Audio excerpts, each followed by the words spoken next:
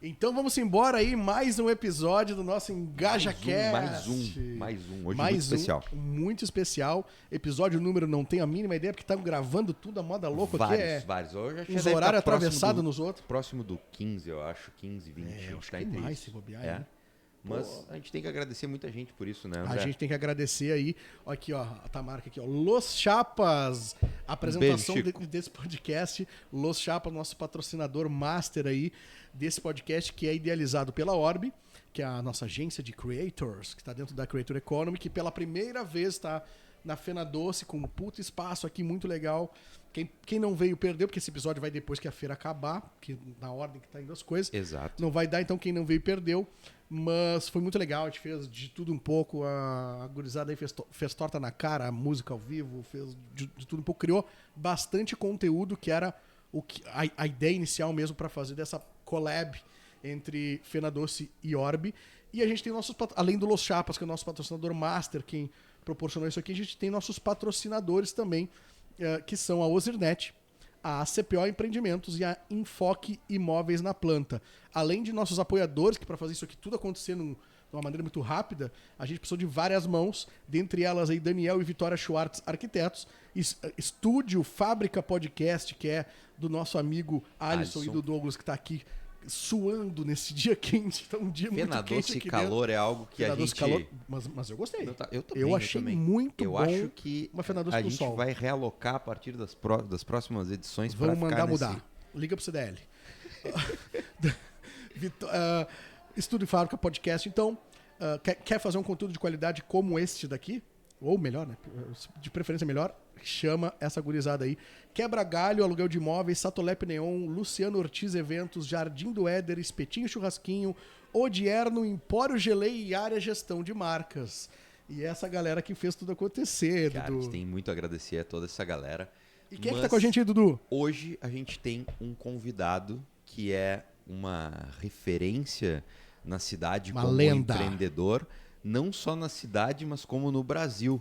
A gente tem conosco hoje Gino Salvador, ele que é... Não é meu parente. Não tem nenhum nepotismo aqui. Não tem nenhum nepotismo. Talvez seja distante, mas não é meu parente, não está aqui por isso. O Gino, que a gente tem o prazer de atender através da área, do nosso escopo de consultoria e agência, sobre a Freedom, que é um player gigantesco no mercado. E que a maior referência brasileira quando a gente fala de cadeiras motorizadas. Né, exatamente. A gente quer saber um pouco não, o máximo dessa história hoje dentro da nossa conversa. E Gino, por favor, te apresenta para a gente, para quem está nos assistindo, quem é o Gino Salvador e começa essa tua jornada dentro da Freedom, que é linda, linda, linda. Compartilha com a gente. Bom, boa tarde a todos. Primeiro queria agradecer o convite de vocês. Para nós é uma oportunidade poder falar da história da Freedom. Para a gente é uma honra estar te recebendo. Bem, então estou aqui à disposição de vocês para enfrentar esse novo desafio. Fala para a gente, Gino, conta a tua história como empreendedor, como começou, porque ela não começou exatamente na Freedom, né? Tu empreendeu em outras frentes inicialmente, mas o que te levou até o caminho da Freedom? A minha vida profissional ela iniciou aos 16 anos, quando eu me emancipei. Você te emancipasse. Exato. Na época eu fiz a emancipação para pegar a maioridade. Natural de Pelotas. Natural de Pelotas, nascido em Pelotas. Tá? Meus pais estavam se separando e eu tinha que ajudar a família a manter os negócios. De alguma forma. De alguma forma. E aos 16 anos eu me emancipei para poder viajar, para poder tomar atitudes profissionais junto. Na empresa que nós tínhamos, que era uma loja de comércio de lãs para fazer blusões, e que era Tricolã. Né? Tricolã. Isso. Foi o início da minha vida comercial. Isso aos 16 anos. Que ano era isso? Isso, nasci em 57, vamos fazer a matemática. Não, né? Aí a gente é de humanas. A gente é... certo isso. 1900, um pouquinho antes dos anos 70. 68. Isso aí. Mais ou menos, 66, né? Tá? Acho que é 16 anos, 67, 57. Mais 16. Vou fazer na calculadora. 67, mas acho que 73. 73. Eu sabia, falei desde isso. Aí, aos 18 anos, esse negócio da Tricolor não ia bem, tá? E aí a família partiu para uma outra iniciativa e eu comecei a tentar caminhar por caminhos próprios. Tá? E a primeira empresa que eu tive, que foi uma empreiteira, foi com 18 anos, e eu fiz o início da minha vida profissional como empreiteira para fazer parte de jardinamento em condomínios e pequenas construções. E nasceu o meu empreendedorismo nesse projeto, aos 18. Aí eu resolvi casar, né, aos 21 anos, 22 anos, tá? E eu tinha que ter uma coisa mais estável. E aí a primeira opção minha foi tentar buscar o primeiro emprego. E aí pensei em ser bancário. E aí fui para uma entrevista para um amigo na época, do Quem Indica, né, nos bancos particulares, e fui no Banco Itaú na época, e fui aprovado. Não era esse nome, possivelmente, acho que não era Itaú, né? Era Itaú já. Já era Itaú. Já era uma marca super antiga. Já era Itaú, da Praça Coronel Pedro Osório ali. E na época eu fui lá para fazer a entrevista como escriturário. Aí quando me deram o salário, eu fiz as contas, eu acho que isso não vai resolver o meu problema. Aí saí e foi bem esse início. E aí, no Café Aquário, encontrei um amigo e contei para ele que eu queria casar e que eu estava pensando em me empregar e tal, mas que eu achava que aquilo não ia me dar essa oportunidade, não ia construir. E ele me ofereceu para ser corretor de imóveis. Que legal. Isso aos meus 21 anos, 20 anos, isso aí mais ou menos. 21. E eu iniciei a minha trajetória como meu primeiro emprego, que não tinha carteira assinada, mas era o que eu tinha. E nem tinha o glamour que tem hoje de ser corretor de imóveis. Não, na época. Não. Tinha cresci já nessa época? Na época tinha cresci. Eu não tinha, eu cresci. Né? E na época, antes de trabalhar, eu trabalhei na loja da minha família, que era uma loja de aquários e peixes ornamentais, depois da Tricolor. E aí eu queria me independer, tirar a minha independência, e fui trabalhar como corretor de imóveis. Iniciei na Morada Imóveis, que era de frente à companhia telefônica. Agora a CTMR. Entregou a idade. A CTMR, que era ali na Neto, esquina 15. Tá? Pegado o Taperinho, que era uma lancheria que tinha na esquina ali na época. Tá? Entendeu? Que era de um português, o carioca. E aí iniciei a minha vida como corredor de imóveis. E como sempre fui muito comprometido com as coisas, em um ano eu consegui ser líder de venda dentro dessa empresa. Olha, eu sou jovem. Hein? Jovem, entendeu? Fui líder, fechei o ano. Na época ganhei o prêmio, que era uma TV colorida, que era um produto. Uma TV a cores. A cores, que era cara na época. Imagino, na época. Então foi a minha primeira TV. Algo... Isso era 1980 por aí, né? Isso foi. 78, isso aí. Porque em 79 nós compramos, eu e a minha esposa, que aí eu casei, e compramos uma escola, que era a Escola União Infantil, um jardim de infância, que a minha esposa era professora. E aí a gente iniciou o primeiro empreendimento nosso, como casal, e como fizemos a escola. E adquirimos a escola. Na corretagem. E continuava na corretagem. Aí, com essa escola, eu consegui casar e tinha estabilidade econômica, o orçamento garantido. E continuei sendo corretor de imóveis e entendi que eu podia abrir uma imobiliária. E na época eu peguei o meu gerente de vendas e convidei ele para abrir a imobiliária, e aí nasceu a NG Imóveis. Sendo teu sócio. Meu sócio. E essa empresa durou como sócio, eu e ele, 2 anos. E a gente se deu muito bem comercialmente. Ele era um ótimo profissional e eu era um bom vendedor, e nós juntamos o útil ao agradável e começamos a ter um bom resultado. Sim. Mas aí a sociedade não deu certo. Na época tivemos um problema de ele querer botar membros da família dentro da empresa, que estava indo bem, e aí a coisa não fechou e eu resolvi. Princípios e valores não se cruzaram ali e vocês optaram por se separar. Aí nós separamos a empresa e eu continuei com a NG Imóveis. E aí iniciei a minha história como imobiliário, sendo uma grande administradora de condomínios, uma grande administradora de imóveis. E isso tocando a escola junto. Isso tocando a escola junto. Minha esposa tocava a escola e eu tocava a imobiliária, e aí iniciou a nossa vida profissional. Sim. Escola de prézinho? Pré-escola. Pré-escola, jardim de infância e pré-escola. Tá. Aí nasceu o meu filho. Nós já tínhamos 2 anos de casado, nasceu o Otávio. Seu primeiro filho. Meu primeiro filho. E aí o Otávio nasceu com alguns problemas e a gente começou a tentar buscar essas soluções na época, né? Isso. Que problemas eram esses, Gino? O Otávio nasceu com uma. Na época nós não sabíamos, né? Sim. Na época nós estávamos tratando ele de uma pseudo-meningite. Meningite. É uma sequela de meningite, porque ele não conseguia caminhar sozinho desde pequeno, quando nasceu. E aí a gente teve alguns problemas quando ele nasceu, e aí teve uma pseudo-meningite que se tratou na época. E aí, em função disso, a gente começou a tratar o Otávio para buscar a solução dele vir a caminhar. Isso decorreu isso dentro dos primeiros 4 anos. Tá?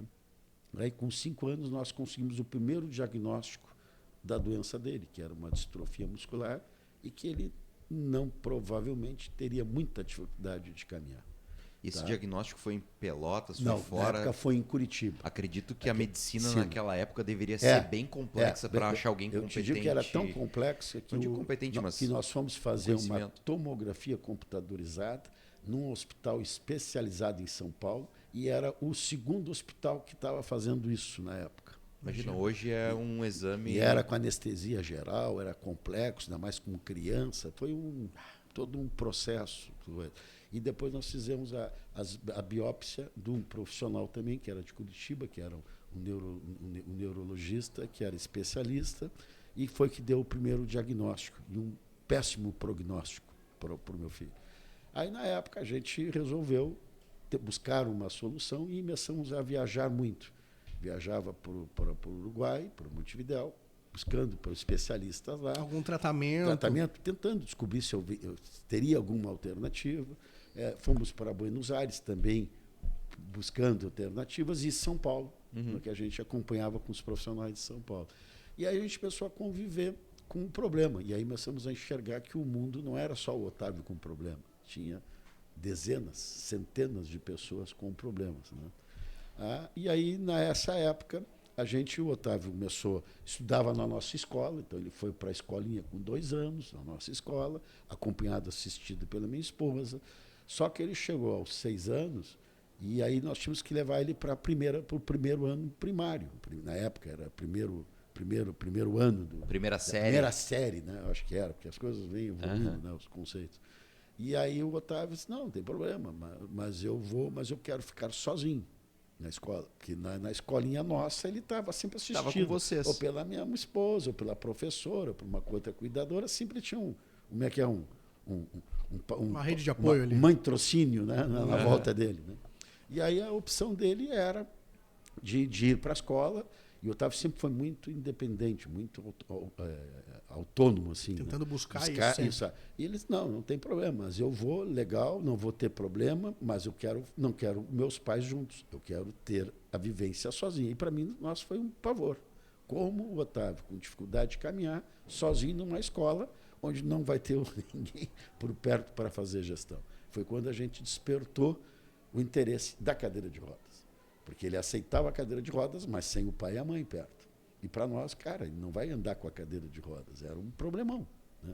E a gente começou a pesquisar alguma outra alternativa. Lembrando que há 40 anos atrás não era tinha no Google. internet, não era no tinha Google, né? Eu tinha visto alguns filmes com uma cadeira motorizada em algum momento. Né? Na época a gente fez levantamentos pelo guia telefônico, se pegava para pesquisar os guias das capitais, né? Tinha que ser motorizado. Lojas, né? Para ele ter independência, a gente entendia. E aí descobrimos uma cadeira motorizada usada em Porto Alegre, que era de um alemão, que tinha vindo de uma indústria multinacional, e que a esposa usava esse produto, tinha falecido, e ele queria vender o produto. Mas o produto era muito caro. Para vocês terem uma ideia, o preço uma cadeira de rodas dessa usada era o preço de um Opala. Né? 2.500. Era um preço de um carro. Tá? Entendeu? Era zero, um preço zero. E aí eu fui a São Paulo, e conversando, e fui a São Paulo e ao Rio para tentar ver as lojas que poderiam importar esse produto. E também era mais caro que o Opala, era um Opala 3.800 da época, né? O mais top de linha, né? Era o preço. Era uma coisa fora do contexto. E nós não teríamos, naquele momento, capacidade nem orçamento. Aí, a gente volta para tentar programar a vida e adquirir esse produto num médio, longo prazo. Na época não tinha os financiamentos de cartões, não tinha os crediários de 36 meses. Era à vista, não tinha nada disso, né? Entendeu? E um detalhe, e a importação dos produtos era muito complexo. O mercado era Tá? fechado, né? O mercado era fechado. Então, para você importar, você tinha que pagar e esperar 9 meses a 12 meses para receber o produto. Pagar todo ele e receber 6 meses, um ano depois do produto. E sem saber o que vinha, porque tu tinha só um catálogo, um folder, né, de como prospecto do produto. E aí, na época, voltamos e aí a gente soube que tinha um uruguaio que teria um sobrinho com o mesmo problema do nosso filho e que tinha feito uma cadeira motorizada. Aí nós fomos conhecer a tal cadeira motorizada. Era um Frankenstein, né? Mas funcionava. Isso nos deu um alento. E ela custava 1/3 do valor da outra cadeira. Então era uma coisa que já era viável. Né? E aí a gente assumiu o risco. E foi feita a primeira cadeira motorizada para o Otávio quando ele tinha 6 anos e meio. Ele estava já na escola. Começando a vida Só da que escola. aí a escola nós iniciamos com o pré e fomos para o primeiro ano.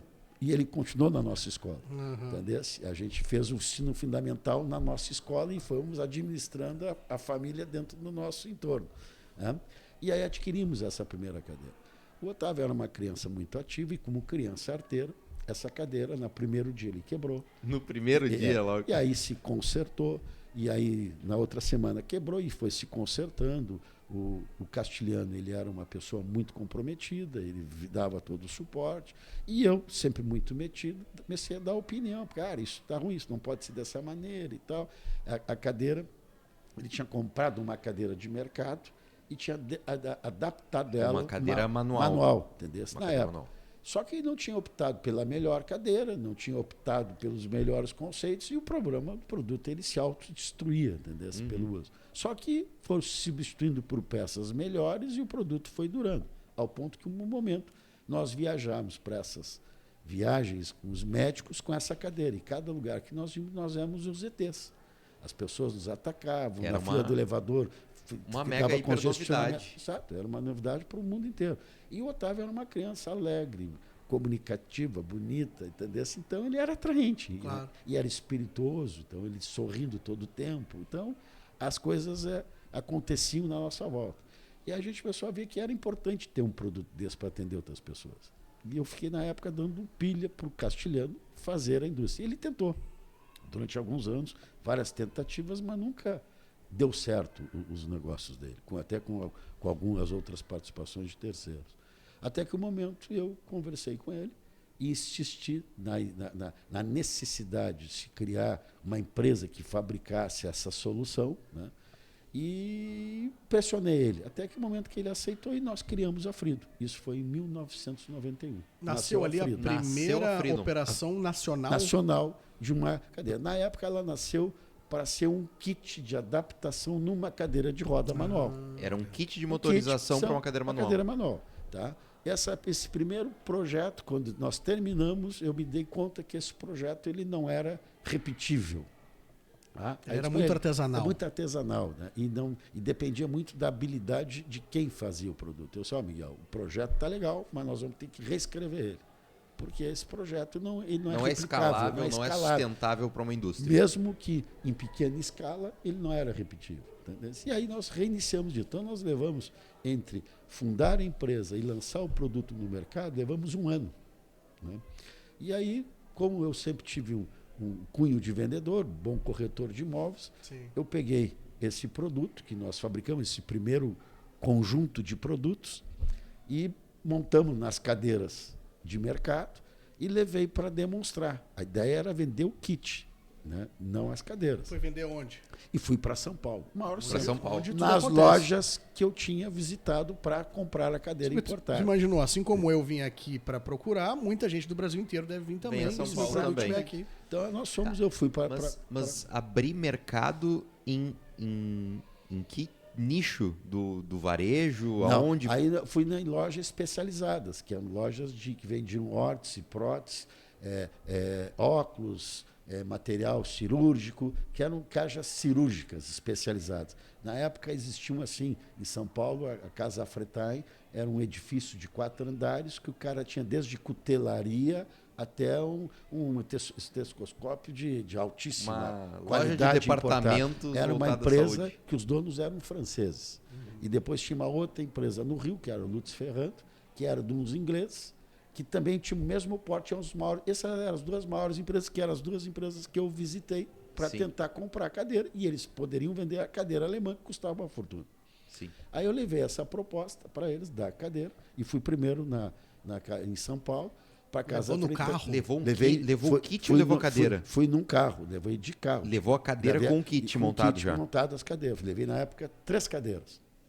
Foi numa Fiorino, com 3 cadeiras no porta-malas. Uma Fiorino, De 3 cadeiras e um Pelotas sonho. De Pelotas a São Paulo. Que era a Fiorino que eu usava na imobiliária para dar suporte dos condomínios, levando material de limpeza e material de manutenção. E eu peguei essa caminhonete, botei as cadeiras e fui para São Paulo fazer a venda das cadeiras.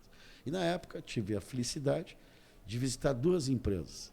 Uma empresa que era a Casa Deixa eu só Fretain. fazer uma pausa. Nesse momento, o negócio imobiliário ainda existia. Continuou. E o negócio O que te imobiliário... motivou aí?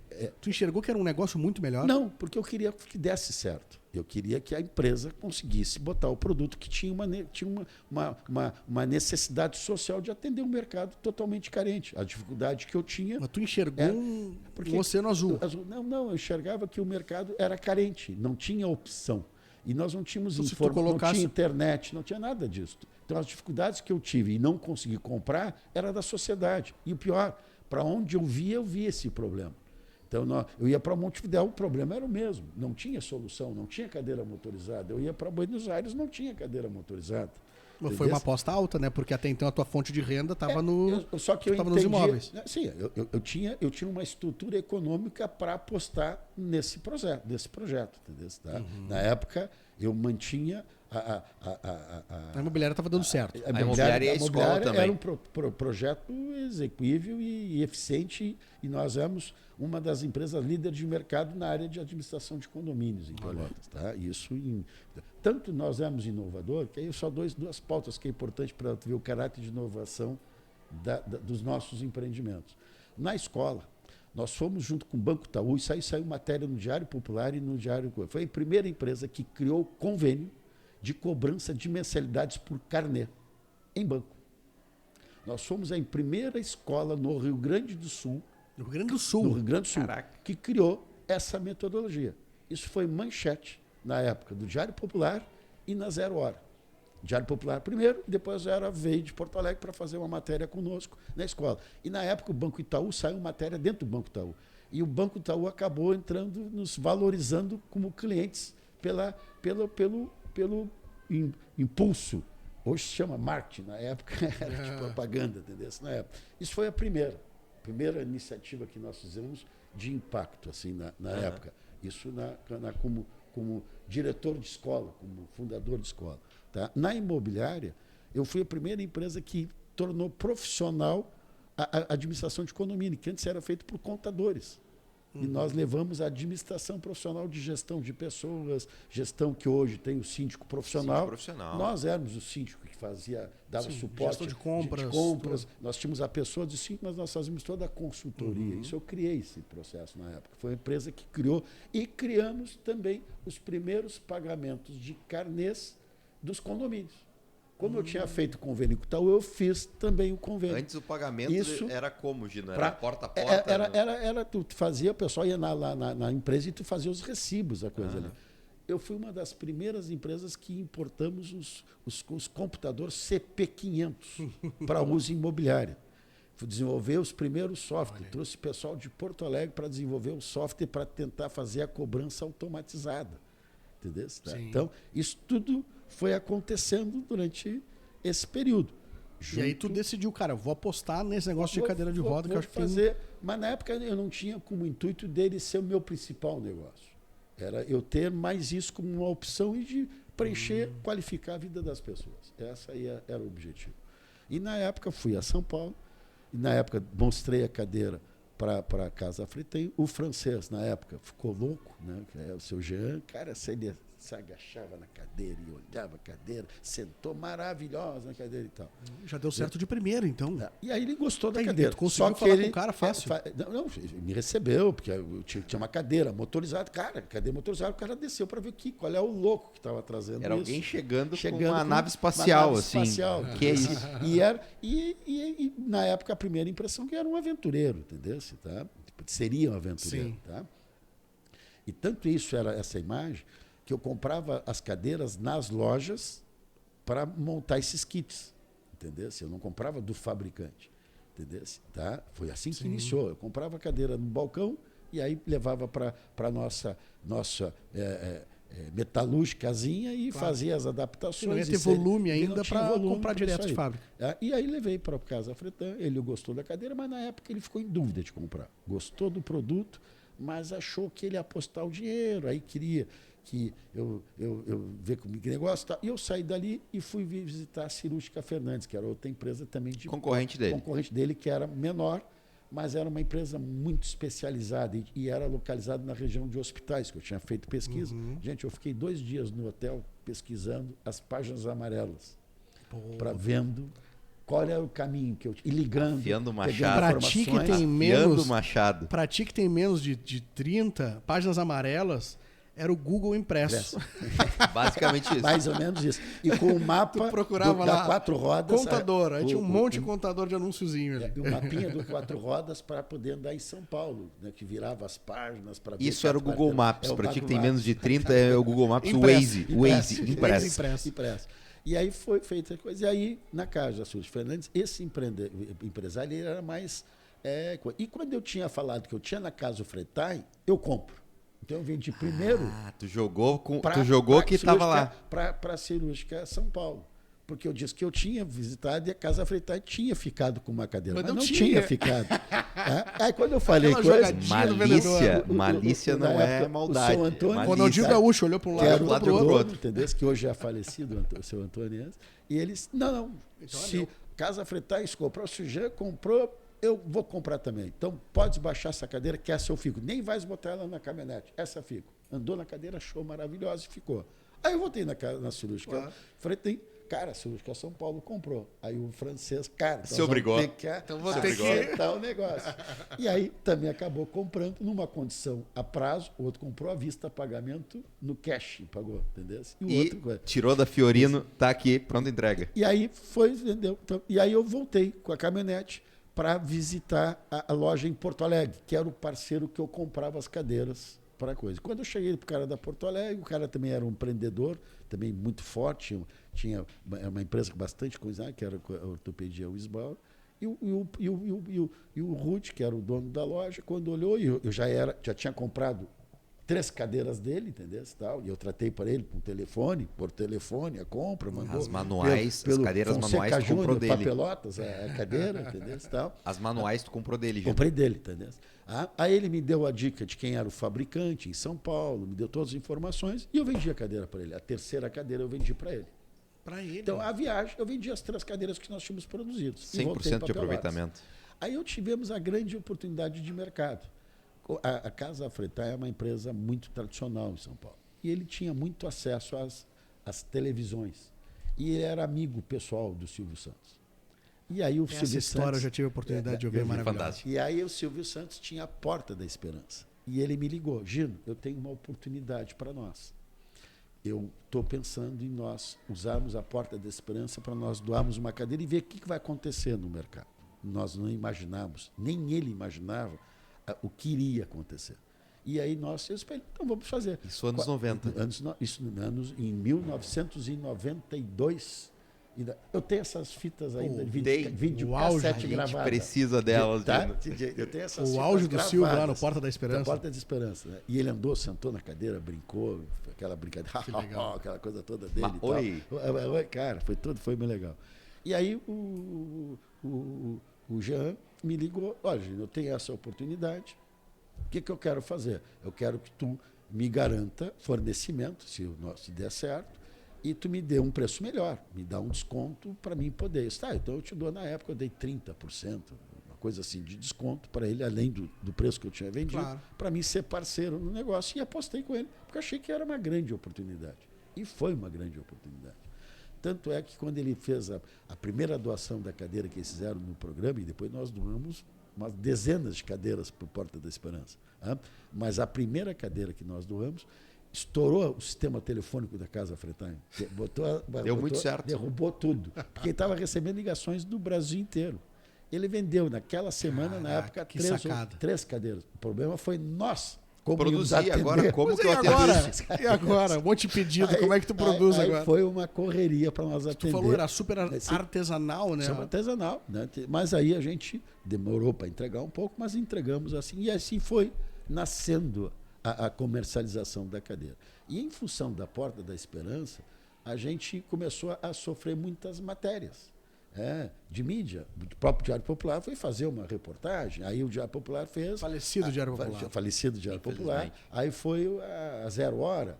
Aí da Zero Hora foi a Folha de São Paulo, na época, que não era a Folha de São Paulo, era outro que era tipo um diário de forte em venda de anúncios classificados. Como é que era o nome do jornal? Eu acho que não era a Folha de São Paulo. Era e aí para fazer matéria sobre o telefone foi a tocando cadeira mais. motorizada, entendeu? Tá.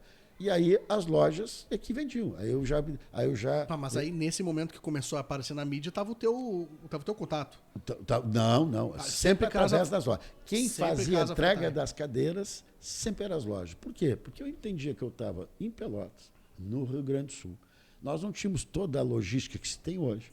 Não se tinha todo o sistema que se tem hoje. Eu não tinha garantia de recebimento, entendeu? Claro. Então, eu sempre entendi, né, que o bolo se ganha quando sabe se dividir em fatias. Querer comer um bolo sozinho. É o respeito ao mercado, né? Então, isso é uma coisa sempre que eu fidelizei sempre, o respeito ao mercado. Isso sempre foi uma filosofia minha como empresário, isso, respeitar os parceiros. E, na época, respeitando os parceiros, eu comecei então a abrir lojas nas principais cidades que eu entendia. Então, eu iniciei Porto Alegre, Curitiba, São Paulo, Rio de Janeiro, Belo Horizonte. E isso tudo eu fazia de Fiorino. Viajando, distribuindo. Abrir lojas que tu fala é abrir espaço dentro de lojas que já existiam. E já existiam e vendendo o meu produto e dando as condições para poder vender o produto. E como a Porta da Esperança já tinha entregue, nesse momento, duas ou três unidades, entendeu? Isso te chancelava para vender. Chancelava para vender. E a coisa foi iniciando. Aqui o Silvio Santos andando na minha cadeira de roda. Acabou. Exato, não tem então, mais o que dizer. A gente fazia. E a satisfação das pessoas, as vidas das pessoas mudavam. Então, tu tinha depoimentos das pessoas, lhe agradeciam, telefonavam. Né? A gente tinha, na época, lançamos o primeiro catálogo, e eu me lembro que esses catálogos eles eram guardados assim, a 7 chaves. Né? Então, a gente teve clientes que, depois de 4, 5 anos, compravam com o primeiro catálogo que eu tinha feito. Entendeu? Tá? Então, a gente via quanto aquilo era valorizado, aquele material, e ficava guardado para um dia, se eu tiver... E as vendas das cadeiras eram feitas todas por campanhas de igreja, campanhas de comunidade, entendeu? Porque não tinha, era um produto, ainda mesmo que custava na época $4.700 uma cadeira. R$4.700, que correspondia na época $3.500, $3.800. Hoje eu vendo uma cadeira Saudade por desse tempo do dólar. Dólar baixo. $2.000 uma cadeira hoje é vendida com uma cadeira de muito maior tecnologia, entendeu? Mas na época se vendia a $4.500. Nessa época, Gino, era uma bateria? Que tipo de bateria? Como funcionava isso? Essa época nós usamos ela com era eletromecânica tecnologia, foi a tecnologia que nós lançamos em 91. Essa tecnologia foi até 95 e as baterias eram baterias de carro. Bateria de carro. Eram 2 baterias de 40 amperes, depois se tornaram de 45 amperes, depois o mercado começou a produzir essas baterias de 50 amperes com o mesmo tamanho físico. Eram baterias ácido chumbo, primeiro, só não eram blindadas na época, então quando tu carregava, tu tinha o cheiro dentro de casa da evaporação do eletrólise, da água com ácido, então tu tinha que carregar fora do quarto. No manual tu dizia que carregava fora do quarto, não no quarto de dormir, entendeu? Então tu tinha todos esses critérios. Então isso foi de 1991 a 95 essa tecnologia. Em 95 nós fizemos um upgrade na nossa tecnologia e passamos para os comandos eletroeletrônicos em 95. Tá? Aí nós Isso ainda era um negócio tipo artesanal? Aí já estava com máquina? Aí já estava. E de 91 para 92, que foi que iniciou o processo, nós já saímos do artesanal e passamos a ter auxílio de algumas máquinas. Entendeu? Compramos primeiro o torninho. Entendeu? A ideia no nosso momento, quando No iniciou espaço a Frindo, de quantos metros quadrados já? Aonde era? A Frindo iniciou numa garagem que era de 50 metros quadrados. Primeiro prédio. Depois de 2 anos, nós fomos para um prédio de 450 metros, que é um dos prédios que ainda fazem parte do nosso Onde complexo. era esse endereço? Onde era essa garagem? Era na Tiradentes, entre Osório e Deodoro. Ela nasceu em Pelotas. Depois nós fomos para a Conde de Porto Alegre, foi o primeiro prédio 148, que tinha 450, 500 metros quadrados. De 50 Na para região 400. portuária aqui da cidade. E aí foi que nós começamos a produzir em sério os produtos. E hoje tem quantos metros quadrados? Hoje nós estamos com 11 mil metros quadrados de área De produtiva. 50 para 11 mil é um salto, né? E de quantas pessoas que tinha na época trabalhando? Na época nós iniciamos, quando no primeiro ano era eu e Miguel. Sim. Tá? Depois, quando nós fechamos um ano, nós contratamos o nosso primeiro empregado, que ele era um torneiro mecânico. E aí eram uns 3 empregados. Depois nós passamos em 92 para 3 empregados, eu e Miguel. Eu ia para eles para trabalhar depois da minha jornada laboral na imobiliária. Então, eu, final de tarde, de noite, eu ia para lá para ajudar e aprender. Né? Porque eu nunca tive... Eu sempre fui uma pessoa muito habilidosa, mas sem conhecimento metal mecânico. Né? 3 pessoas. Eram 3 pessoas. Depois passou para 5, 10, 15, foi aumentando. E hoje, depois, diretos e indiretos? Hoje nós temos 120 colaboradores na empresa. Já chegamos a ter quase 170 funcionários, mas isso antes da pandemia e antes da automação nossa. Automação industrial, né? Da industrial. Então, hoje Vocês são muito fortes nisso. A gente visitou lá as indústrias. Então, é fora de sério, o negócio não parece que tem Pelotas. Esse salto, porque até então eram kits para motorização de cadeiras que não eram de vocês. Isso foi a ideia. Depois, já em seguida que nós vendemos para Casa Frequim, nós chegamos à conclusão, até pela resposta deles, que nós tínhamos que vender a cadeira. Então, nós comprava a cadeira de mercado, alterava a cadeira de mercado, botava a motorização e vendia uma cadeira motorizada. Sim. Isso foi durante até 1995. Aí, em 92, início de 93, eu fui a São Paulo falar com esse fabricante. Né? E na época ele disse, olha, eu não queria me atender o dono da fábrica, né? Porque ele já tinha vários lunáticos oferecidos, que ele não acreditava e tal. Aí eu insisti com a secretária dele, aí o cara desceu. Tá, eu vou vir porque a minha secretária insistiu que eu vou olhar. Quando ele olhou a cadeira, ele disse, para, tu é o primeiro que eu não acho que tu é lunático. Esse lunático não é tão lunático. Entendeu? Esse pode E aí eu falei para ele que eu estava comprando cadeira deles através da Wisbauer, que era um grande parceiro dele, e que eu estava lá porque o Rudi tinha mandado. E aí o cara me abriu as portas e ele começou a me fornecer as cadeiras de 93 para frente. Entendeu? Mas em 95, e na época, então, a ideia da nossa indústria era uma indústria pequena, com meia dúzia de funcionários, porque nós fabricamos o quê? Os componentes para adaptar na cadeira, que é industrializada, que ele me vendia a cadeira sem a pintura e sem os cromos. Ele produzia a cadeira, montava ela no osso.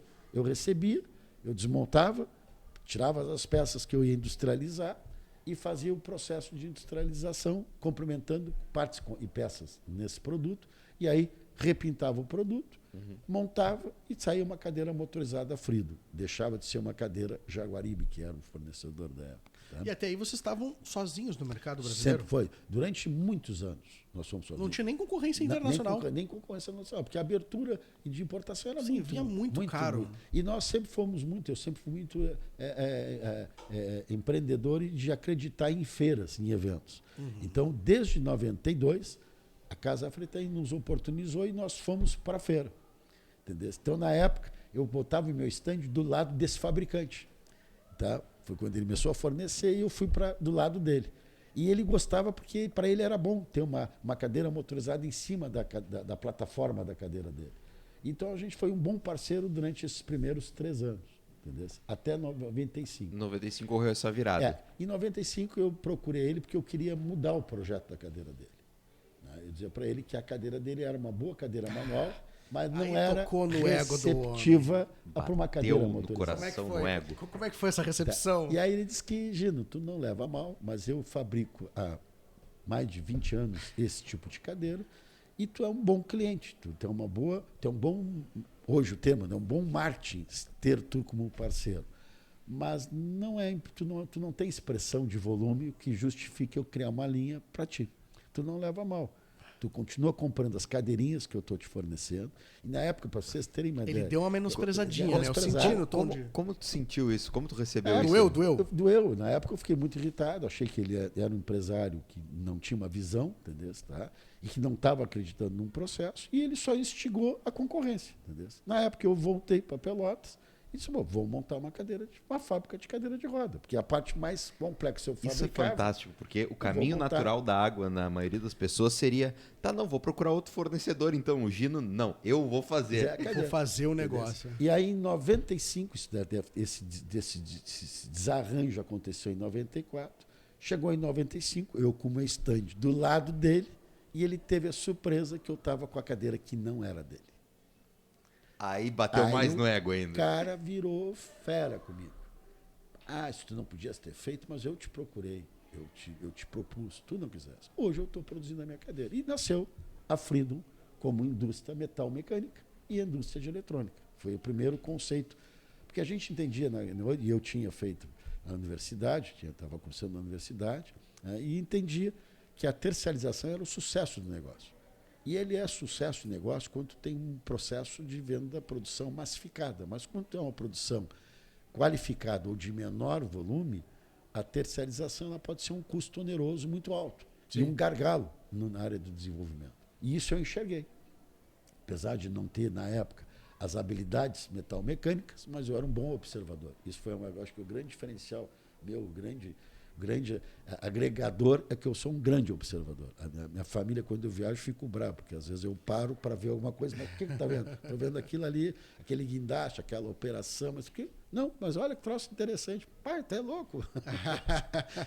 Desde curtir a viagem, está olhando o guindaste numa obra em Paris. É mais ou menos olha para a torre, tá ali, pô. Conceito alemão, entendeu? Eu não sei tu, André, mas eu sou assim com coisas de marketing, com marcas, eu paro direto. Tu deve ser parecido. Eu sou grande observador. Eu sou grande observador. E isso é uma qualidade do ser humano. Isso, né? A observação ela move montanhas e cria soluções. Né? Mas aí que tá, tem diferença, né? Porque muita gente, porque tá na frente de todo mundo, poucos param para observar e poucos menos ainda dos que param para observar, conseguem captar aquilo e transformar numa ação depois prática, né? Porque uma coisa é tu olhar como é que é. Eu olho muitos jogadores jogando futebol, mas não tem a mínima capacidade possível de jogar futebol, entendeu? Então, tu trazer isso para dentro de uma fábrica. E hoje, até tu falou uma coisa aí que é interessante. Pô, quando tu tem um negócio que não tem um volume gigantesco, que vamos lá, é uma indústria? Mas não é uma indústria de garrafinha PET de água. Tu tá vendendo cadeira de rodas. Já é um nicho. Cadeira de roda elétrica e motorizada. Cara, é um nicho do negócio. Com valor agregado incrível, sim. Mas não tem volume, né? Então, para tu terceirizar, quarteirizar e tal. E hoje vocês são uma indústria, pelo que a gente visitou, só não faz os parafusos, eu acho, porque sim. O resto vocês fazem. Todo verticalizado. E tem uma estratégia de negócio que, cara, esse mesmo chassi aqui, tu ajeita, tu troca duas peças e vira um outro negócio. Exato. E isso que eu acho que tem muitas inovações dentro do processo construtivo e de montagem de vocês, que acho que é um mérito muito de vocês ali de ter criado e ser pioneiro, e hoje até, deve dar um baita orgulho porque gente de fora tá copiando vocês, né? Exatamente. De fora do país até. Sim. Isso para nós isso é gratificante. Então a nossa história e evolução ela foi uma consequência. Não foi planejado. Isso foi decisões em cima de momentos e de necessidades, que eu digo, em cima de limão, sempre transformando limonada. E dentro disso, Gino, vocês entenderam, e eu sei que vocês têm diversos outros produtos que não são somente cadeiras de rodas, né? Como que vocês entenderam que dava para fazer outros tipos de produtos? Que produtos foram esses? Como que vocês começaram a produzir, industrializar outros tipos de produtos? Seguindo aquele raciocínio, em 95, nós já estávamos fabricando, tínhamos uma indústria ainda em embrião, mas fabricando o nosso processo metal mecânico e ainda terceirizando vários processos, né? E em 98, nós migramos da tecnologia eletroeletrônica para a eletrônica microprocessada. Então, houve uma evolução. E houve uma evolução das pessoas, das equipes. Tá? Até 96, 7, o meu sócio era o líder dos processos. Tá? E eu entendia que nós tínhamos que distribuir esses riscos dentro da empresa. Né? O conhecimento nunca podia ficar centralizado em uma capital única intelectual cabeça. num cara que... Sempre, né? Não tem como. E o meu sócio, ele praticava voo experimental. Então ele era uma pessoa de risco. Tá? Na De época. cair. Imagina De se o cara cair, morre, com o certeza. cara morre e acaba a Acabou a empresa. empresa. Exatamente. Deu, ninguém sabe fazer Então eu aquele dizia para negócio. ele, cara, isso está errado. Nós temos que começar a profissionalizar até para poder crescer. Tanto é que nós tivemos uma crise econômica em 95, acho que foi, né? E foi uma crise econômica na empresa. Pré-plano real. Mas não por um problema da empresa, pela má gestão e pela falta de rastreabilidade do processo. Então eu dizia que a gente tinha uma empresa que na época, para vocês terem vendo a expressão, em 1995 eu fui eleito industrial do ano em Pelotas, com uma empresa com Que 20 ainda tava empregados, muita coisa no 20 e papel. poucos empregados, entendeu? Mas pela inovação, que nos falava esse termo inovação, né? Pelo invento, na época, né? Por ser inventor, por ser inovador não usava esse termo, mas por estar trazendo um produto com expressão para Ser Pelotas. pioneiro, né? Tá Pioneiro trazendo sempre alguma coisa no invento de um produto e mudar a vida das pessoas. Tá? Então eu fui considerado industrial do ano em 1990, mesmo sendo uma indústria muito pequena na época. Nós estávamos ela num prédio de 450 metros quadrados, entendesse, na época. E aí, em 98, nós fizemos esse pulo industrial de tecnologia e aí se aumentou o corpo técnico da empresa. Se contratou os primeiros engenheiros que nós não tínhamos. Nem eu e nem o meu sócio eram engenheiros. Começou a se especializar a mão de obra. Eu fiz engenharia civil e não terminei a engenharia civil. O meu sócio também fez engenharia de produção, na época nem era engenharia agrônoma, acho que foi que ele fez, mas não terminou também. Entendeu? Então, nós éramos engenheiros inacabados, né? E que tínhamos uma vivência. Eu tinha uma vivência comercial, ele tinha uma vivência de produto. Ele era muito inteligente, ele era muito criativo. Então, em 98, nós entramos para a tecnologia de eletrônica microprocessar. Isso nos abriu portas de ter outros domínios, né, de tecnologia. Para vocês terem uma ideia, como nós éramos inovador, em 2000 nós lançamos as bicicletas elétricas no Brasil e o patinete elétrico. Caraca, Em 2000? ninguém falava disso. 2000. Ouvi falar de patinete elétrico, sei lá, 2018, 2019, virou agora. febre agora há pouco. Em 2000 nós lançamos a bicicleta. Nós fizemos convênio com a Bosch do Brasil, que fabricava os motores, para trazer, e importamos as primeiras baterias fabricadas pela Euasa no Japão, junto com a Bosch, que nos deu a tutela Assinou embaixo. assinou como garantia a parceria, e fizemos a primeira importação de baterias de válvula regulada que no Brasil não tinha. Tem um lado ruim de ser o primeiro, né? Entendeu? De Então, tu com a abrir Euasa, mercado também, né? pra- De preço da vanguarda. Para trazer o mercado não está conceito pronto do para produto. comprar aquilo E às sobre vezes. a marca Freedom. E com a marca Freedom. Com a marca Com a marca Freedom. Só que esse produto nós não tínhamos na época o parceiro dos influenciadores, não Sim. tinha a internet, não tinha, e tinha o quê? Eram as mídias de televisão escritas e televisionadas, que eram caríssimas para tu fazer uma mídia Era nacional. inacessível, Inserção. inacessível. E a Porta da Esperança, já em 2000, já não era mais o impacto que era que em 1991. Né? Vamos Sim. deixar claro, entendeu? Isso. Então, na época, a bicicleta ela chegou na hora errada e nós não tínhamos o portfólio. Mas nós fizemos um investimento, na época, muito grande no Salão das Duas Rodas. E tivemos um sucesso de venda no Salão das Duas Rodas. Porque nós vendemos por impulso os produtos. Isso era uma feira. Uma feira, a maior feira, Salão das Duas Rodas, que era Existe no ainda? Iambi. Essa feira hoje é feita no autódromo.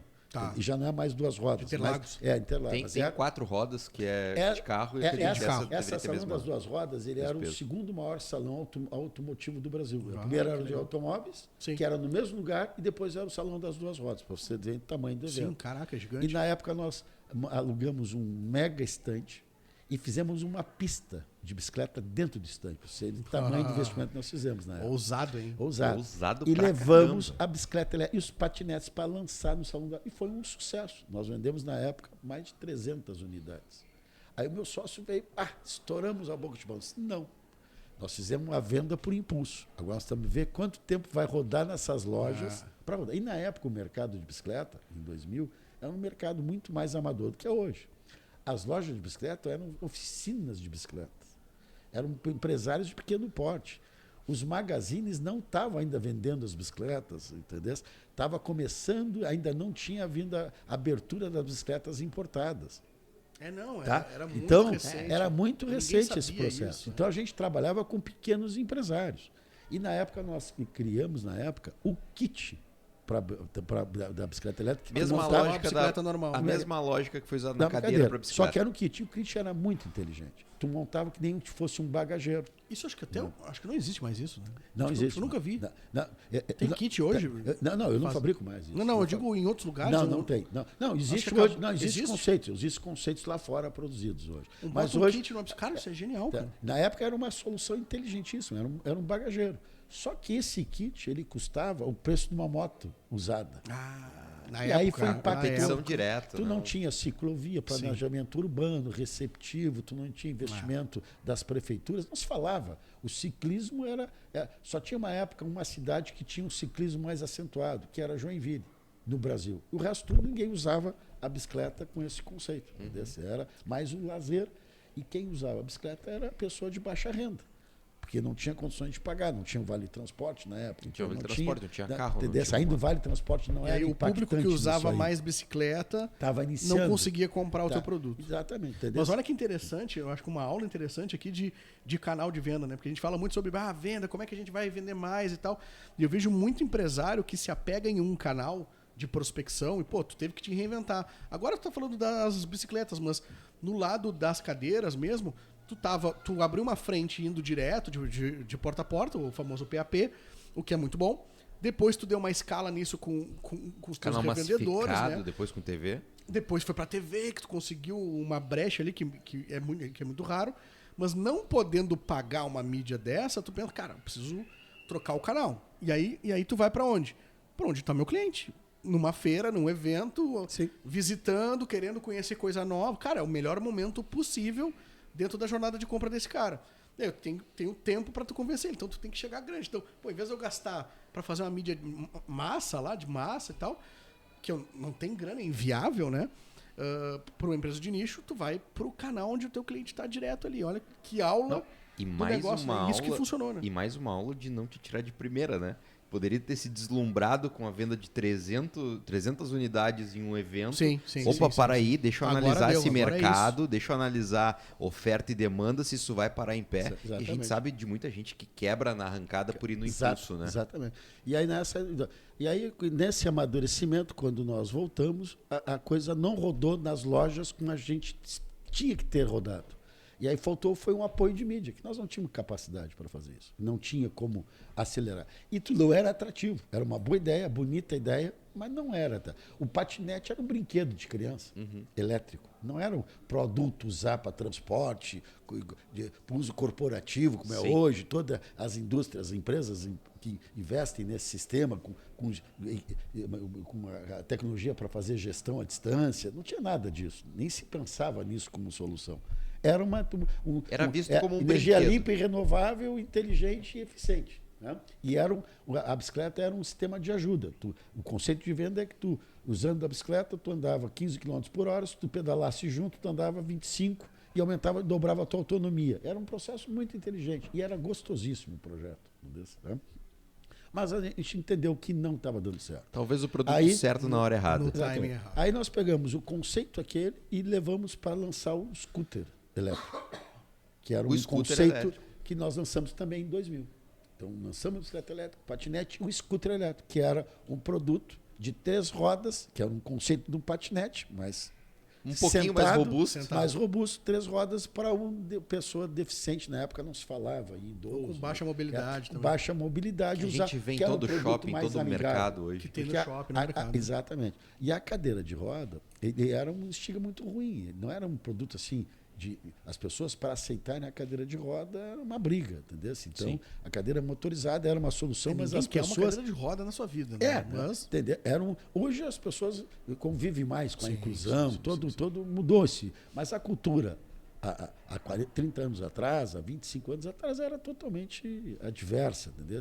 Tanto é que o meu filho foi para a universidade, na Católica, quando ele tinha 18 anos, e a católica não era inclusiva. Eu tive que entrar com uma briga judicial com a católica para obrigar a botar elevador. Eu disse para ele, meu filho passou na universidade, agora vocês passaram a ter um problema. Como que vocês vão dar aula? Porque ele vem à aula e eu vou entrar com mandato de segurança. E tive que entrar. Foi uma briga para fazer o primeiro elevador. Não era acessível. Demoram, né? Entendeu? E meu filho se sujeitou a turma toda descer para o terra para ele ter aula até ele conseguir subir para os andares de cima. Entendeu? O primeiro ano, as aulas desciam até ele. Ele não subia. Entendeu? Mas ele tinha bastante vontade, porque claro, se é entendeu? outro já não quero mais saber, vou embora. Meu filho sempre foi nessa parte de conviver muito bem com isso e brigar pelos direitos dele, entendeu? Então, na época, digo a dificuldade. Nós não estamos falando há muitos anos. Nós estamos falando nos anos 90. Entendeu, meu querido? Para tu ver a dificuldade, entendeu? Nós não estamos falando na década de 60, nós estamos falando na década de 90, na década de 2000. Não faz tanto tempo. Meu filho nasceu em 86, entendeu? É, a mesma idade que eu. Entendeu? Tem 42 anos. Entendeu? Não, então ele é antes. 81. 81, tá. Eu sou de 86. Mano, eu sou de 81. Entendeu? Então, ele, em 2001, ele estava na faculdade, 2000, 99. Entendeu? Gino, eu queria entender contigo. E aí, só para completar a história da evolução tecnológica, o que favoreceu. E aí, em 2000, nós lançamos os scooters, que era um produto mais amigável para mim atingir pessoas com deficiência e terem um produto menos agressivo. Não é uma cadeira, é um triciclo elétrico. E foi essa a ideia. Só que na época a gente enxergou um outro mercado. Eu participava de feiras. E aí eu comecei a ver que tinha os cadeirantes nas feiras e pessoas com dificuldade de muleta. O cara tinha feito uma cirurgia, tinha sofrido um acidente, com mobilidade reduzida naquele momento. Eu vi uma oportunidade. Eu participava das feiras, eu convivia com as empresas que administravam as feiras, que eram as promotoras das feiras, e comecei a levar a ideia do scooter para divulgar a marca. Eu não tinha Porta de Esperança, mas eu enxerguei um outro mercado, um outro canal. E aí eu digo isso com muita propriedade. E foi uma grande solução. Porque a gente começou a levar de graça para as feiras, em São Paulo, nos maiores eventos, no Center Norte, no IAMB, entendeu? Tá? Naquele outro que era a parte do livro, foi a primeira feira que eu participei, qual é o nome do pavilhão, que é um pavilhão menor. Tá? Então, para todos os pavilhões, a gente começou a levar e nós emprestávamos de graça uma frota de 5 scooters, e aí eu comecei a ver que era de graça e eles estavam gostando. Aí comecei a fazer permuta. Tu me dá e tu me dá aquelas áreas, tudo que a feira sempre sobra alguma área. Sim. As áreas que sobra, tu me dá, e eu levo o meu produto para divulgar, os scooters para vender e os outros produtos. E eu comecei a fazer permuta, e eu comecei a participar de tudo que é feira. E como grande observador, comecei a enxergar que tinha outros mercados que eu poderia entrar. Como nós tínhamos uma boa tecnologia que evoluiu, microprocessado, tinha um corpo técnico de pessoas, de engenheiros que tinham capacidade de buscar desafios novos. Nós, então, lançamos bicicleta elétrica, patinete elétrico, os scooters, e aí enxergamos um nicho de mercado. Que aí nós tivemos, na época, uma outra coincidência. Carrinho de golfe. Antes do carrinho de golfe ainda. Eu adoro o carrinho de golfe. Tem o carrinho de golfe nessa história aí. Porque dali também do carrinho de golfe para fazer um foguete é 2 toques. É 2 palitos. E aí, na época, Gino não duvido. Eu não duvido também. Os processos todos, tinha uma burocracia na justiça. Né? Todos os processos eram feitos no papel. E toda essa tecnologia sempre foi muito impactada. Então, na época, ligou do Supremo Tribunal de Brasília, um dos juízes da época, muito preocupado, que eles tinham aqueles processos de anos lá dentro, e cada vez que eles tinham que trazer para análise, eram caixas e caixas de papel. E ele ficava com pena do pessoal, porque eles carregando papel, você sabe que é pesado. Papel pesa, é uma coisa absurda. E ele disse que era um crime aquilo. E que ele queria ver. E ele tinha visto, numa feira, os scooters nossos. E que se não tinha como nós adaptar um scooter para levar os papéis dentro, junto com o scooter. Botar um reboque. O Gino chegou a fazer plim, estourou e aí, a cabeça do Gino. Eu falei, não, vamos tentar. Aí começamos a desenhar e não era economicamente espaço. O cara sentado, mais aquele monte de papel, ia entrar dentro, tinha que entrar dentro do elevador junto com as pessoas. E chegar na sala do juiz. Tá. Levar no gabinete do juiz. Passando por Aquele- porta estreita, que por eles tudo. usavam como logística carrinho de supermercado dentro do Supremo. Só Formato. que era desumano. É que nem quando tu enche o carrinho de supermercado com Coca-Cola, tu não consegue dobrar ele. Sim, Lá chega na um frente, tu momento bota a que começa carga. a ficar difícil. Não, é horrível tu fazer. E tu andar com ele dentro de carpete, dentro de toda a estrutura de Com aquela rodinha mordomia pequena. dos Não era funcional. tribunais de Brasília.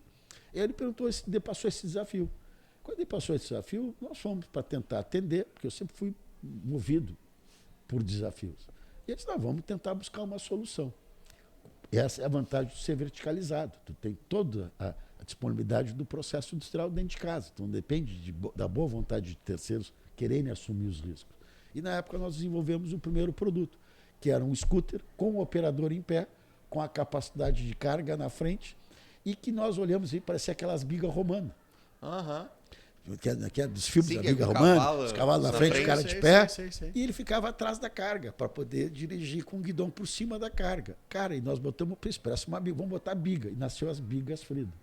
Então nasceu Com esse nome mesmo, com esse biga. biga. Maravilhoso. E até hoje eu fabrico isso para as indústrias, como rebocador, a biga Implementou Frida. isso lá em Brasília? Implementei. E aí nasceu para atender o Supremo, e aí do Supremo foi para os outros órgãos federais que tinham processos, entendeu? E virou coqueluche. Aí, essa ideia, na época eu tinha um atacadista que era fornecedor nosso, era das Gerais, e o cara estava fazendo um CD novo e queria uma solução. Eu tenho um carrinho aqui. Quando eu mostrei, mas isso é pequeno, isso não cabe o que eu preciso. Não, nós crescemos. E aí nasceu os nossos rebocadores. Nós crescemos para atender, que acabou não dando certo a Fernandes Gerais, a ideia. Mas deu em outras empresas. Entendeu? Aí nasceu a indústria de logística da Frido. E aí, em função da indústria de logística, pequeno porte, nós entendemos que ia entrar no carro de golfe, que era um mega mercado na época, né, dos carros de golfe, e fizemos os primeiros carros fabricados em chassis de alumínio, nem os importados eram em chassis de alumínio, tá? E com carroceria de ABS, coisa que nós estamos vendo hoje nos carros de ponta. De Caraca, ponta de muito rua. Toda antes, coisa. cara. E na época levamos 2 anos esculpindo as matrizes em madeira para depois fazer os processos para poder fazer os vácuos formes de grande porte. Tivemos que desenvolver junto com um fornecedor máquinas de grande porte para poder, e fizemos os primeiros carros de golfe, né? Todos em ABS com chassis de alumínio, com a motorização que nós importamos dos Estados Unidos, que não tinha no Brasil esse motor na época. Importamos dos Estados Unidos e desenvolvemos a tecnologia nossa, dos controladores, porque a gente tinha domínio da tecnologia, e lançamos isso. Só que esse é um produto que na época também era um produto muito elitizado. E na época começou a haver alteração de valorizar a nossa moeda em relação ao dólar. Nós chegamos uma época Sim, que chegou a empatar, 1,60. né? Quase. E aí um carro de golfe importado, uma marca Yamaha, Exegol, marcas de renome, eram muito próximo do preço que nós estávamos vendendo. E ainda aí tinha um peso ter de um marca. importado do status, sim, exatamente. Peso de marca. Aí eu vi que o mercado não ia dar certo. Eu disse, mas nós não vamos perder o projeto, vamos levar isso para a indústria. E aí tivemos a sorte, tudo são estrelas na vida, né? Da Ford está se instalando em Camaçari. Perdemos o Rio Grande do Sul e foi para a Bahia. E eles estavam querendo criar todos os processos de inovação. E aí, quando eles conheceram o nosso rebocador, era o primeiro rebocador no Brasil com operador em pé. O pessoal da segurança do trabalho achou aquilo de excelência, de ergonomia, de Claro. eficiência. E nos levamos para lá, fui lá eu para demonstrar e aprovar o projeto. E obrigaram todos os sistemistas a terem nos processos a movimentação com o operador em pé. Por Essa segurança. sorte aí só aparece para quem já está preparado. Olha, a sorte senão para quem só está preparado passa. é maravilhosa. Aí, Só passa e ninguém nasceu chega. a logística da Frido, entendeu? E isso aí foi em Que volta ano? Que de ano? 2005, mais ou menos. Ô, esse Gino, processo. foi aí que deu grana mesmo ou antes já estava muito bem? Não, já a empresa sempre... Porque aí, nesse momento, tu já tinha largado tudo. A partir do momento, em 2004, 2013, eu resolvi vender a imobiliária. Sim. Porque eu nunca fui empresário Começou para fazer gestão de longe.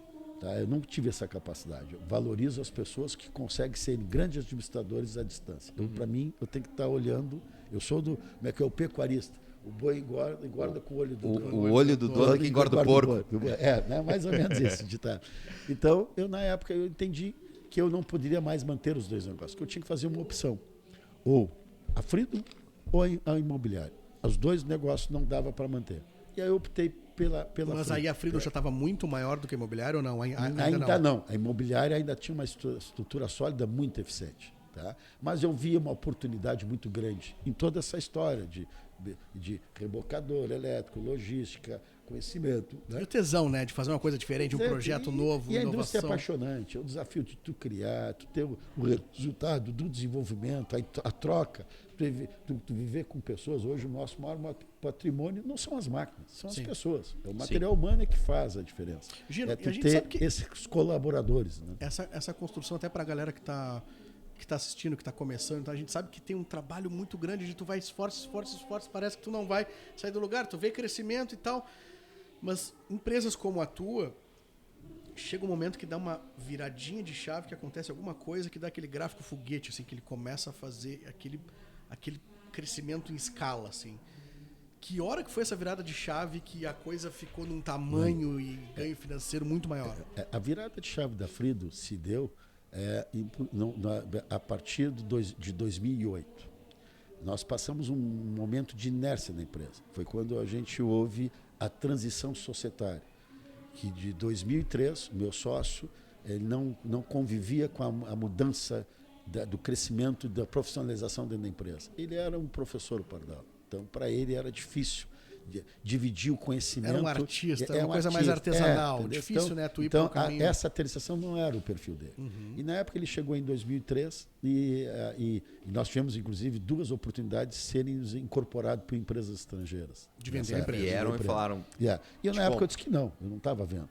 E o meu sócio queria vender. E na época eu esperei, eu não concordo, e no contrato tinha uma cláusula que impedia. Eu esperei, então nós vamos definir. Tu sai, ou eu saio, e nós vamos fazer essa transição daqui para frente, nos preparar. Nós levamos 5 anos para poder preparar a empresa para essa divisão e ela ser bom para os dois lados. Que eu dizia para ele, quem sai, sai com dinheiro, e quem fica, fica com o pepino. Né? Isso não vai ser a minha regra. Pela minha expertise, né? Pela minha vivência. A coisa vai ter que ser bom para os dois. Quando for o momento certo, nós fazemos a separação. E foi o que levamos. Levamos 5 anos. Só que nesses 5 anos, a empresa perdeu muito. Porque diminuiu a velocidade de investimento na empresa. Porque o meu sócio queria sair, ele não estava querendo aplicar dinheiro. Todo mundo recolheu as linhas d'água e ficou... E eu não queria pagar 2 vezes pelo investimento. Eu investi, o famoso está andando de lado. E nós ficamos durante 5 anos andando de lado. E foi quando começou a abertura econômica do país. E aí começou a concorrência. Até 2003, a Frido era sozinha no mercado, sem concorrência. Tá? O único fabricante das Américas, da América do Sul e da América Central, o único fabricante, o quinto fabricante mundial desse produto no globo, na época. Cara, tem noção do que é isso em Pelotas, André? Tem noção do que é isso no sul do estado? Um player desse tamanho. E quantas empresas tu pode dizer isso? E na época isso foi um fator de divisão. Quando chegou em 2008, chegou o momento da separação. A empresa estava sólida, apesar de estar caminhando de lado, esse teu termo é muito legal. Sólida a nível de produto. A nível de produto, a nível de pessoas lá dentro, mas andando de lado. De lado. Nós tínhamos uma empresa sólida, capitalizada, pronta para a transição societária, para sair os sócios e sair bem. Esses 5 anos deu tempo de compartilhar conhecimento com a equipe, criar processos. Em 5 anos eu consegui fazer a imersão de aprendizagem na empresa. Porque eu entendia que, para mim, eu tinha que não ser só o administrador, eu tinha que ser o gestor de tudo e entender todos os processos. Não ter a capacidade de fazê-los, mas saber como tem que ser entregues. Entendeu? Isso é a qualidade de ser um grande observador. Isso, para mim, foi muito bom, porque durante esses anos, de 2000 a 2008, eu vivenciei o que o meu sócio não vivenciou, porque ele já tinha planos de saída. Toda essa invasão de logística, ele participou, mas o líder dos processos era eu. Quem visitava as indústrias para ver as necessidades era eu. Isso, para mim, foi um grande banco de dados de informação. Eu vivi com todos os segmentos industriais de grande porte, de multinacional, automotivo, eletrodoméstico, linha branca, a agroindústria, o que vocês imaginarem. Conhecendo o bastidor e as bastidores e as dores e as necessidades. Então eu dizia que eu era a Freedom, eu era o maior banco de dados, porque eu tinha todas as necessidades, todas as soluções dentro do meu arquivo. E eu tinha capacidade de criação. E a gente vê esses projetos bárbaros. Para marcas hoje como? nós temos, para vocês terem assim, hoje as maiores marcas do Brasil são clientes Freedom. Cita Nós algumas, pegamos gente. a GCO, Kepler Weber, Massey Ferguson, Ford do Brasil, GM, Brastemp, Isso tudo voltado dentro da Electrolux, logística. cara, da Serra, Macropolo. Gente, cara, vai longe. Hoje nós temos mais de 300 empresas multinacionais que têm produtos Freedoms rodando até hoje. Clientes ativos. Tá? Esse projeto, ele nos deu essa... Então, essa transição societária, para mim, ela foi solidificada e estruturada pela essa vivência que eu fiz sozinho. Meu sócio, na época, não participou desse processo. Ele participava dos desenvolvimentos, Claro. mas não das pesquisas. Eu trazia as ideias que eu pegava do mercado e ia agregando. Então, quando foi Essa feito... inércia foi uma preparação para o que estava por vir. Exatamente. Então, em 2008, quando nós chegamos em 2008, que foi feita a transição societária, foi feita a Revolução Industrial da Freedom. Eu tinha uma equipe de profissionais, nós tínhamos aprovado o nosso primeiro projeto de FINEP, que é do Ministério da Ciência e Tecnologia, que é um sistema de investimento para inovação, e nós aprovamos um projeto de desenvolvimento de tecnologia digital. Isso foi em 2008. 2008. Bem na hora da transição da saída do meu sócio. Uhum. Ele saiu e o projeto foi aprovado e nós começamos a implantar. Então, isso na época eu tinha o impulso tecnológico. Isso na época foi um projeto que tinha um corpo na época em torno mais ou menos de $1 milhão na época. Era muito dinheiro para ser investido na Freedom durante os próximos 3 anos. Pô, em 2008, isso é uma verba... Muito, hoje época, $1 milhão ainda é muita grana, dinheiro. mas lá em 2008... Na época era muito mais expressivo, até porque na época a nossa moeda era valorizada, entendeu? Tá? Então, o impacto. E na época isso me deu crédito para poder financiar do BNDES investimento de máquinas e equipamentos também nesse processo. Porque eu entendia que não adiantava ter um avanço tecnológico se não houvesse em paralelo um avançamento, um avanço do processo industrial. Isso é uma coisa que tem que andar junto e na mesma velocidade. Vou no banheiro, mas você segue aí. Eu não consigo. Eu quero pegar exatamente nessa linha, Gino, porque eu tive o prazer de visitar, abrir um pouquinho da caixa preta da Freedom, entender como funciona a indústria, mas o conceito de indústria 1.0, 2.0, 3.0 que eu já ouvi falar, como que é a metodologia da Freedom? Como que funciona a indústria? Hoje a indústria, essa revolução nós iniciamos em 2008. Em 2008 nós buscamos máquinas autônomas e inteligentes. Nós implantamos em 2008 o robô de solda.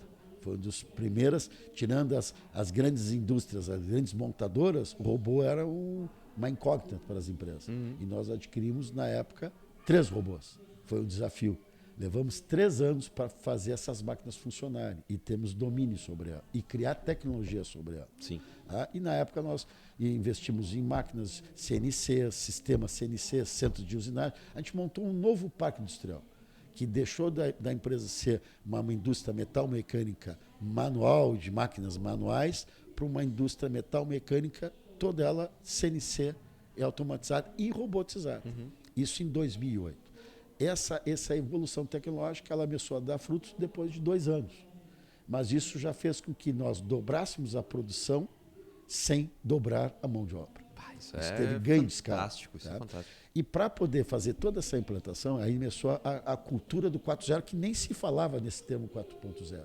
Indústria 4.0. A gente começou a entender que os processos tinham que ter mais rastreabilidade, maior coisa. O conceito de 4.0 é basicamente tu conseguir rastreabilizar todos os processos tudo dentro e as da linha máquinas se conversarem com os sistemas. Vai haver uma integração entre máquina, processo e pessoas, e gestão.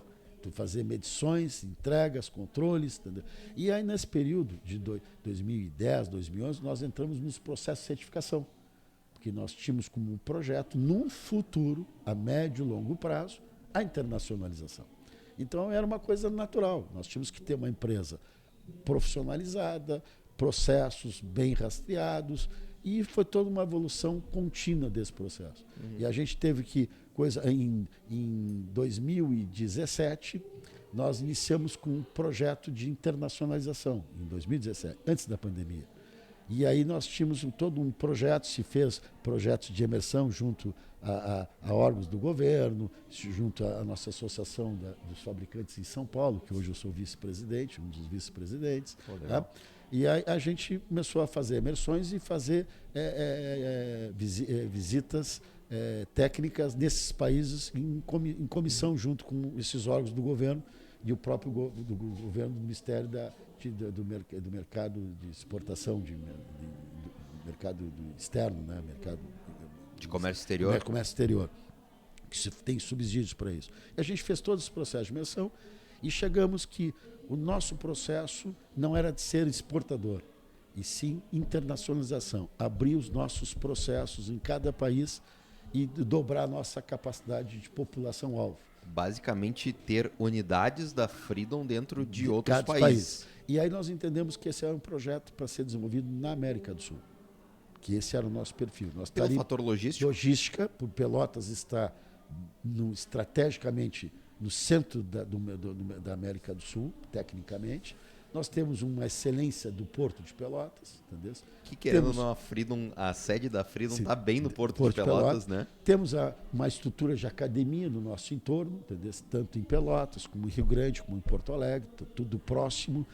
Em função desses projetos de FINEP, que hoje nós já tivemos até agora 5 projetos de FINEP aprovados. Então a gente está sempre investindo em novas tecnologias, em novos processos, e trazendo esses ganhos para dentro da empresa e integrando a evolução do corpo técnico nosso. Para te dar uma ideia, hoje o nosso corpo técnico, hoje 55% da nossa mão de obra é mão de obra de produção. Sim. Os outros 45% é mão de obra técnica, engenheiros técnicos para mão de obra qualificada, especializada para a área de desenvolvimento. Então, sim, nosso maior patrimônio são as pessoas dentro da empresa. As máquinas são consequências. Mas esse processo ele foi amadurecendo nesses anos. 2017 para cá, houve um amadurecimento. E aí nós começamos a implantar o conceito 4.0 natural. Não foi um projeto, foi uma consequência natural. A gente começou a automatizar todos os processos, entendemos que os nossos componentes tinham que ser inteligentes, se comunicarem, serem integrados. Hoje eu brinco que eu não fabrico peças, eu fabrico mobile, entendeu? Lego. Lego. Peças de Lego para aplicação industrial, entendeu? Todas as peças se comunicam. E a verticalização. A verticalização da Freedom ela é plena em todos os processos. Então a gente tem autonomia desde a metal mecânica, da pintura, da injeção plástica. Nós fabricamos as nossas ferramentas de injeção. Tá? Então, nós fabricamos todos os processos. Na eletrônica, nós fabricamos toda a parte eletrônica. Importamos os componentes, mas todo o desenvolvimento, toda a montagem é feita em sistemas automatizados. Tem as costureiras lá dentro. Temos tudo, a linha de costura, entendeu? Toda a parte de tapeçaria é feita dentro da empresa.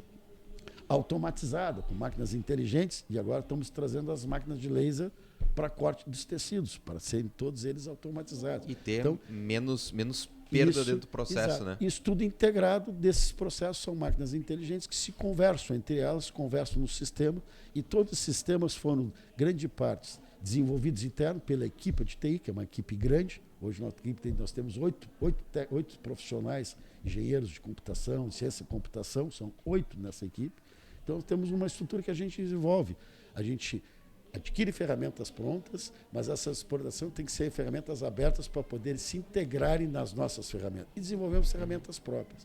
Então, hoje a gente tem uma empresa que nós não temos mais o papel dentro da empresa. Tudo é digital. Desde a leitura, usando todas as tecnologias, leitor de código barra, QR Code, todas essas tecnologias estão integradas e conversam disso. Que fantástico.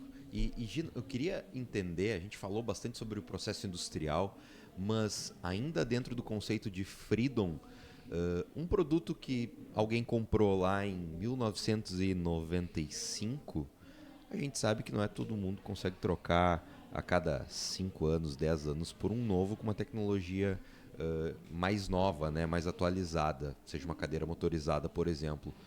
Vocês prestam suporte para esse pessoal ainda? Como que funciona a garantia dos produtos Freedom? Porque imagino que deva ter uma linha industrial quase que paralela com as novas de novas peças, né? Uma das coisas que a gente sempre desenvolveu, os nossos produtos, é sempre respeitar o passado. Tudo que é desenvolvido hoje, ele tem que ser suportado no passado. Ou através de um kit de adaptação, que não agrida o produto, ou ele ser receptivo às notas. Então, para ter uma ideia, as primeiras cadeiras que foram eletromecânicas, elas, num determinado momento, migraram por opção do consumidor para eletroeletrônica, ou para microprocessada, ou para digital. Era uma opção do consumidor. Tá? Em segundo lugar, hoje a gente, quando vende o nosso produto, nós damos garantia vitalícia na reposição de partes e peças. Vocês garantem isso? Isso, a garantia vitalícia na reposição de partes e peças. Isso para nós é fundamental. Isso foi que credibilizou a nossa marca, tanto no mercado da área da saúde, como no área da indústria. É o diferencial hoje, entre tu pegar hoje nós temos uma empresa equipamentos... que daqui a pouco não vai ter peça de reposição, traz um produto de fora e aí... Nós participamos agora de um evento em São Paulo, da APAS, e eu tive um dos empresários, foi vendo, nós lançamos uma linha nova para uso corporativo de scooters na área dos supermercados, que a gente depois implantou. Hoje nós somos líderes de venda e o único fabricante que atende todas as redes nacionais. As 21 maiores redes que tem no Brasil, 19 são clientes Frida. Fantástico. Tá? Então, a gente tem um produto diferenciado. E aí, na feira essa aí, um dos empresários foi visitar. Ah, que legal, ver um produto e tal, novo. Pô, a Freedom, ela mantém sempre a tradição do conceito. E aí disse, olha, eu tenho um scooter que está rodando dentro de uma loja nossa e vai fazer 20 anos. Nossa! E continua recebendo peças de reposição de vocês. Eu venho parabenizar, entendeu? Pelo legal. trabalho Isso que vocês é estão fantástico. fazendo. E esse respeito nós temos com o consumidor. Hoje a gente fabrica componentes, cadeiras que têm 40 anos de uso. Então hoje o usuário deixa de usar um produto Philips por opção, não por deixar de não ter suporte. Isso para nós é fundamental. Isso é respeito ao consumidor. Totalmente. Isso é fundamental para a gente. Gino, tu tem uma trajetória de muito sucesso, muitas conquistas. Agora falando com o Gino CPF, o que ainda te motiva a levantar da cama, a seguir trabalhando nesse negócio? Poderia ter vendido a empresa, poderia ter vendido, poderia ter feito parado. Poderia ter só parado, feito uma sucessão, poderia ter feito um monte de coisa. O que ainda falta para o Gino para conquistar? Hoje nós estamos num projeto da internacionalização. Hoje nós fizemos um convênio em 2023 com a Portos RS para nós operarmos o Porto de Pelotas. Na área de industrialização, os armazéns de Pelotas, na área armazéns alfandegados, para o nosso processo de internacionalização. Então, esse é um projeto que nasceu, já vem dentro dessa cultura desde 2017, que foi impedido pela pandemia, e que nós retomamos ele agora em 2022. Então, isso para mim é um desafio. Acho que hoje, o dia a dia, para mim, ele é motivado pelos desafios. E tu ter essa consciência que tu está somando com a sociedade. Tu estás entregando um legado. Hoje a nossa empresa, ela não tem uma sucessão familiar. Tá? Os meus filhos, cada um seguiu o seu caminho. Eu tenho um filho que tem uma empresa, que eu também sou sócio. Nós temos um grupo hoje de empresas.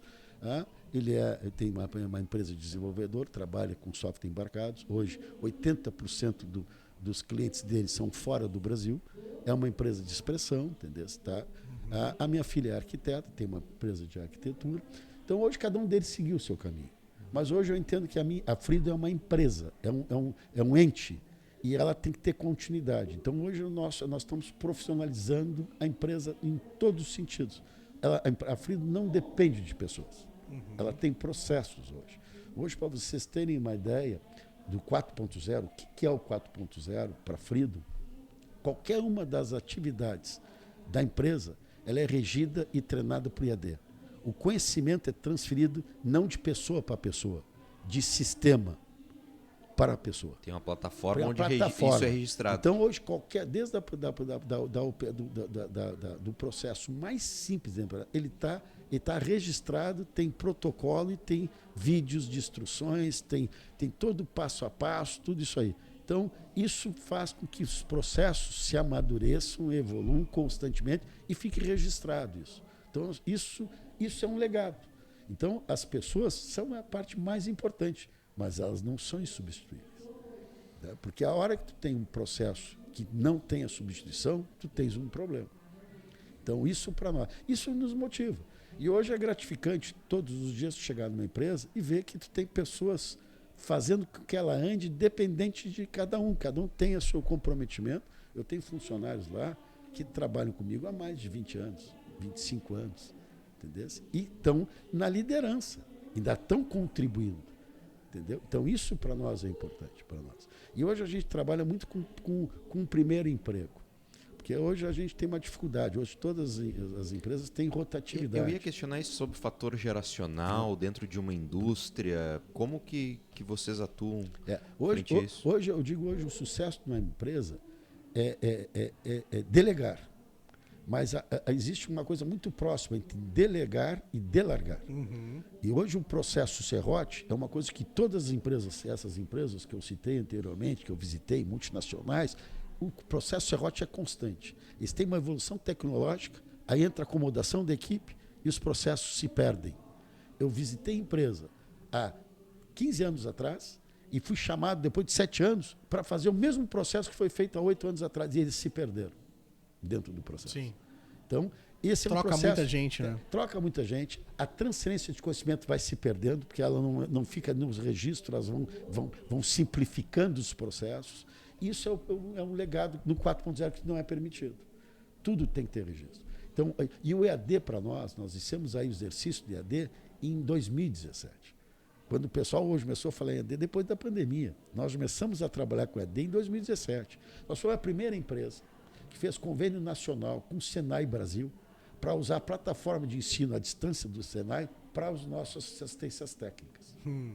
Foi uma pergunta que tu fizesse mais cedo. Como é que é a estrutura? Hoje nós estamos presentes em todos os municípios, com mais de 50 mil habitantes, com assistência técnica autorizada da Frito. Então nós temos um suporte de venda em qualquer produto fabricado, desde a área da saúde para a área de logística, próximo aos grandes centros. Pois com também mão de obra respeita o especializada. É cliente uma pra superpotência. Mas tu fugiu da minha pergunta. Eu vou te E vai apertar. voltar nela. Eu vou te apertar. Não, eu vou te apertar. O que o Gino, pessoa física, quer, Gino? O que tu... Porque dá uma cansada, né? Depois de um tempo, né, Gino? Não dá? Não. Eu acho que tudo Tu tá é uma questão... conseguindo curtir, viajar? É isso que eu quero te dizer. Aproveitar? Eu acho que tudo é uma questão de planejamento. Eu acho que é importante tu saber, a hora que tu chega na empresa, tu passa a viver a empresa. Quando tu sai da empresa, ficou os problemas e tu vai viver a família. Eu aprendi que o segredo das férias é ir e voltar com o gostinho que eu quero mais. Então, as minhas férias com a minha família, depende para onde eu vou. Se eu vou para qualquer parte do Brasil ou para fora, é 12, 13 dias no máximo. Eu saio numa quinta-feira e retorno na outra segunda. Eu fico afastado na minha empresa 5 dias úteis, correto. Eu tenho uma equipe de excelência. Então, hoje eu faço 4 férias por ano, obrigatória. Obrigatória 4 férias. E faço as minhas viagens internacionais que eu vou. Tu te obrigou a ti mesmo a tirar 4 férias por ano. Isso é Gostei obrigatório. disso aí. Isso aí é obrigatório. 4 férias por ano eu faço com a família. Isso é regra. Esse é um prazer que eu passei a ter depois de 2008 para cá. Eu te faço essa pergunta porque a gente sabe que a empresa tem ciclos. Tem um momento que tu vai priorizar aquele negócio para tirar, para dar tração, para tirar da inércia, para fazer acontecer. Que foi o que tu fez ali. Até 2008 a coisa andando de lado, não sei o que lá, aí estourou, beleza. Chega uma hora que tu começa a balancear um pouco, tu vai criando mecanismos embaixo de outras pessoas que tu vai trazendo para dentro do negócio, que tu consegue ir dando uma balanceada e equilibrando mais as coisas, né? E é o que eu faço na empresa. Mas como é difícil, principalmente para alguém que tem a visão que tu tem de tocar nas coisas, né? Não tá próximo não é centralizar, porque eu acho que é uma palavra ruim. Tá próximo, mas é de estar próximo, de estar olhando no detalhe, porque tu é um cara curioso, né? Hoje, todos os processos, eu acho que tem que ter auditoria.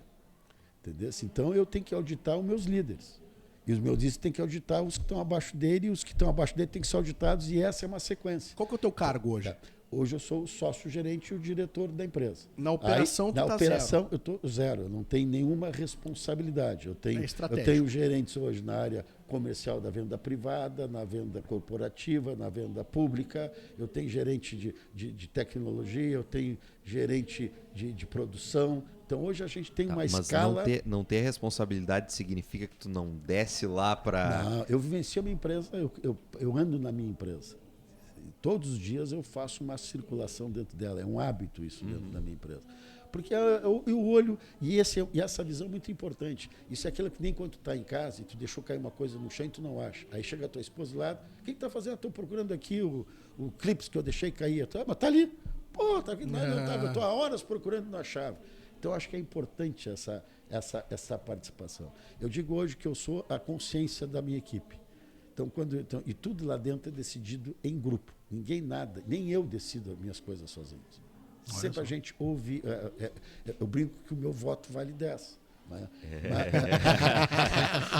Dependendo Mas- 100. Dependendo é 100, acabou. Não, mentira. Entendeu? Mas eu digo assim, nada é feito individual.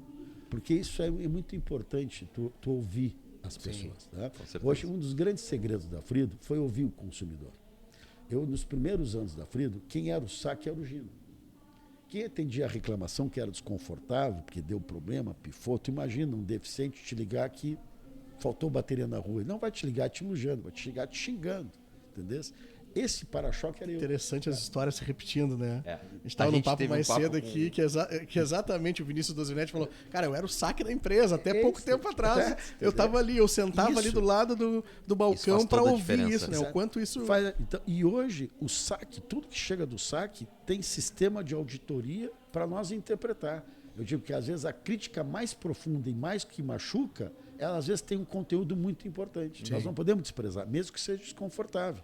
Eu acho que... É o que te leva pro próximo degrau, Um né? empresário que quer ter sucesso, ele tem que saber ouvir as críticas. Isso é na vida.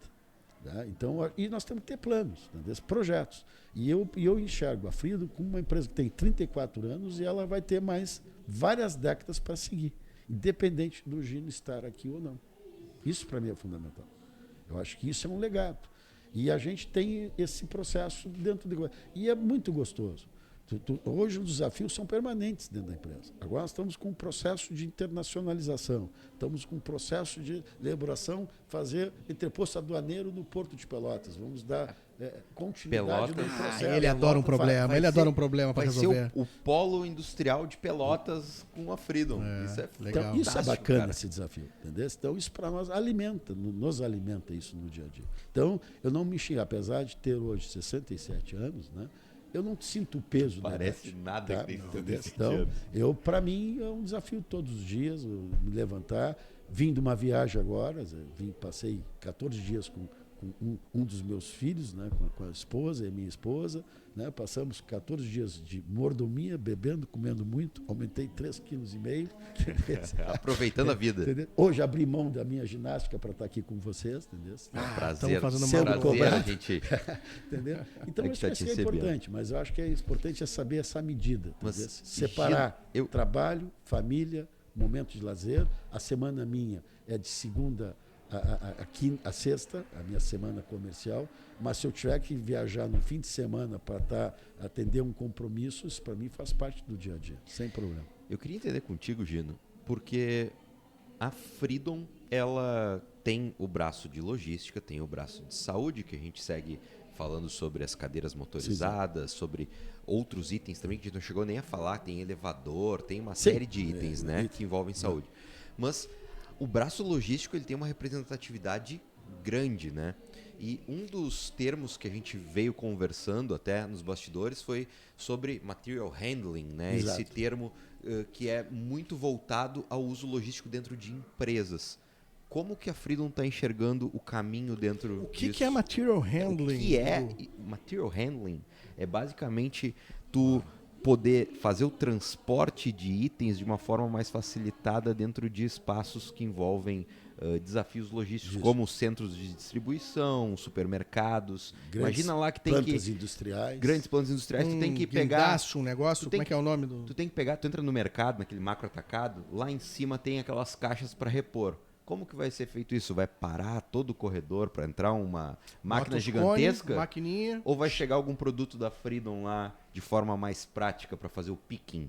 Como eu já estou estudando. Eu estou estudando, estou estudando. Ah, o homem tá bom. Como é que é? Agora, mas agora vamos deixar o cara falar, Deixa ele né? falar, deixa ele explicar aí. Esse é a consequência dos processos. Né? Nós aprovamos em 2022 2 projetos de inovação, junto com o Ministério da Ciência e Tecnologia. Um era a Saúde 4.0 e o outro a Indústria 4.0. Os dois se conversam em alguns momentos, trocam tecnologias, mas cada um com a sua coisa. Na Saúde 4.0, a gente fala em integrar o produto com o meio do ambiente. Tu imagina uma cadeira, ela poder se integrar ao celular, se integrar ao sistema inteligente da tua casa, te fazer mapeamento quando tu sai para na rua, tu receber informações de qual é as melhores vias para tu tu chegar... Perguntar para Alexa. Alexa, quanto de bateria tem na minha... Tem na cadeira. Essa integração toda. Esse é o projeto Saúde 4.0. E a indústria 4.0 é tu levar toda essa inteligência de informação, de automação para a indústria. E todas essas máquinas seriam até máquinas AGVs, sem operador. Então, o nosso desafio é ter todo o sistema de logística, de Kanban, de PIM, inteligente, sem operador, e que os processos sejam inteligentes. Tu imagina tu fazer um abastecimento, tirar uma mercadoria do teu estoque, a hora que sai da prateleira, tu bota no teu carrinho de carga, teu carrinho sabe o que entrou, e quando tu para sair, ele sabe onde ele parou e para quem ele está entregando. Tudo online. Parece futuro, muito futuro. Tudo ligado em nuvem. Isso é a realidade hoje. Isso já existe. Frido. Isso nós estamos lançando no mercado em 2025. Tá? Então, para isso, a gente teve que buscar um parceiro. Hoje, a nossa indústria é uma indústria metal mecânica de médio porte, não é médio porte, de produtos de médio porte de produção. De produtos de médio porte. E esse é um mercado que nós vamos trabalhar com produtos de grande porte. Então, nós fechamos parceria com uma empresa, uma grande produção internacional na Ásia, que fabrica produtos de ponta. Esse produto nós estamos importando, vamos terminar a montagem aqui e incluir a tecnologia Frido para os produtos. Então, tu imagina... Como tu sempre fez, pega uma cadeira, pluga a tua tecnologia, dá teu jeito. Porque essas máquinas não têm um Parque do Céu, senão elas não são inteligentes. Aí eu vou ter um problema, são inteligentes. Aí eu vou ter um problema de família. Se eu disser para minha esposa que eu vou transformar meus 11 mil metros em 50 mil metros quadrados. Aí se eu abrir meu CNPJ, ela me mata. Então, a ideia... O que é? Nós fizemos essa parceria, eu estive lá agora na Ásia, passei 20 dias e fechei uma parceria com um dos maiores fabricantes da Ásia. Não foi essa viagem de férias, né? Não, claro que não. Não mistura férias para trabalhar, não, né? Não mistura vai dar problema em casa. Entendeu? Tá? Segundo a minha esposa, ela não casou com caminhoneiro, mas ela está vivendo com avioneiro. O homem gosta de viajar. E aí, então, tu vai trazer então, tu imagina, a base essa base, trabalhar aqui. Essas plataformas vão ser receptivas para receber toda a inteligência. Então, nós vamos ter, no mercado próximo, empilhadeiras sem operador, rebocadores sem operador, comboios inteligentes, autônomos. Tu imagina um trem sem trilhos dentro da tua indústria. Hoje uma automação, se fala em automação, a gente vê uns vídeos, às vezes, uns negocinhos que vai e vem. Filme sci-fi. Né? A gente vê em filme sci-fi, mas vai sair daqui de Pelotas. Então, isso é uma realidade. Massa, entendeu? Então, isso é uma realidade. Então, todo esse processo para nós, a importância da parceria do Porto CRS, nós temos o entreposto aduaneiro, que a gente traga o produto que termina a industrialização e reexporta sem entrar no Brasil, isso é importante para nós. Os recursos ficam, mas nós não agregamos carga tributária, aumentar a competitividade. O Porto CRS hoje é tão competitivo quanto os portos catarinenses. Essa proposta ia para Santa Catarina. Nós íamos abrir a nossa estrutura em Santa Catarina. Sim. E aí, sentando com alguns líderes aqui em Pelotas, vimos a viabilidade de fazer esse projeto. Esse projeto se tornou, hoje a Frido é um operador portuário, credenciado desde 2023.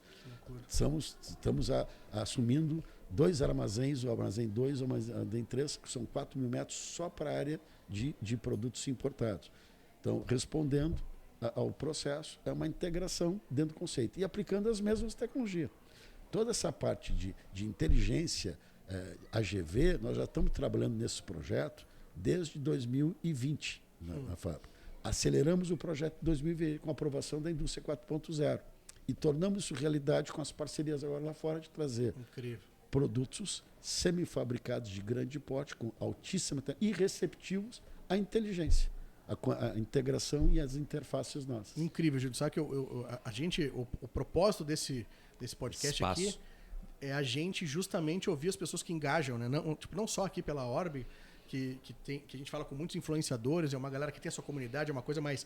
Quando a gente fala engajamento, já lembra de rede social, mas a galera que faz com que os outros engajem, né? E, pô, tu sair de 2 pessoas para 100 e tantos funcionários e toda uma estrutura. Então, só isso eu acho que já é válido para a gente mostrar para a região também e para a gente do Brasil inteiro que pode assistir hoje por meios digitais aí, que dá pra fazer, sabe? Que dá pra tu sair de um lugar, tu te esforçar em algo e tu conquistar aquilo, sabe? Isso é um tipo de engajamento. Mas a tua história em especial, eu sou encantado, assim, porque ela não é uma história só de um cara empreendedor, visionário, que ama a inovação.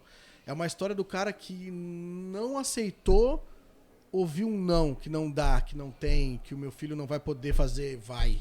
Sabe? Eu acho que a tua história é mais encantadora porque é uma empresa que nasce para gerar mobilidade para muita gente. Mudou o mundo. Que mudou o mundo. A gente pode falar isso de certa forma, mas o Brasil com certeza. Por um desafio pessoal, sabe? Uma coisa de família. Não, então nós vamos fazer um negócio aqui e vai acontecer, sabe? E é um negócio que nasce de uma relação mais pura, que é da família, assim, né?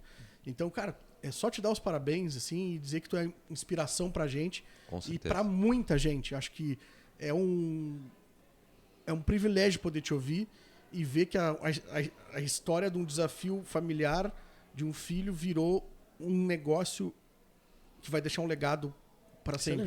Isso é legal. Assim. Acho que isso é gratificante, a gente conseguir criar essa história. Então, eu brinco.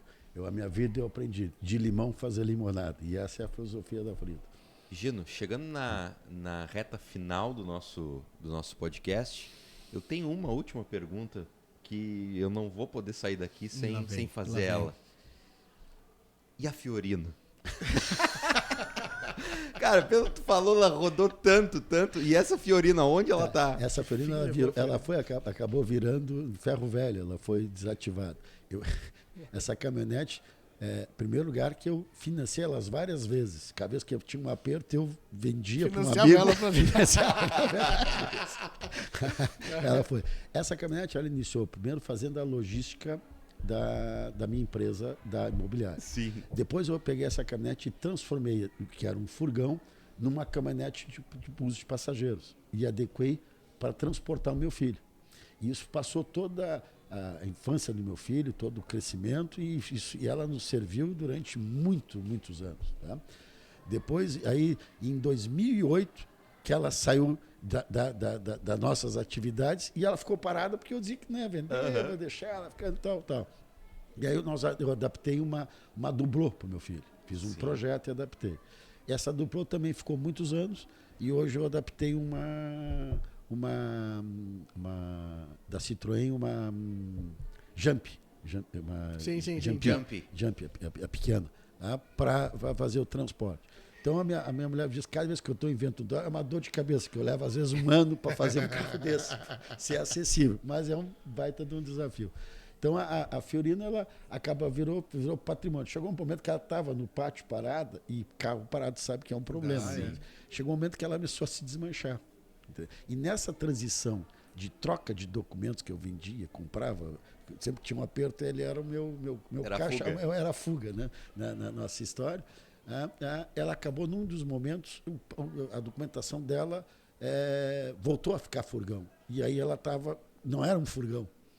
E aí deu problema, que eu consegui adequar a documentação até para homologá-la para transporte, mas em alguma dessas transições eu não me dei conta. E ela mudou a classificação e aí ficou um problema. Nem que se eu quisesse vender, eu podia vender. Acabou em ferro velho, mas... Acabou. Segundo a minha mulher, ela diz assim, eu sempre fui muito conservador em algumas coisas. Então, meu açougueiro que comprava carne, eu acho que foi uns 20, 25 anos, né?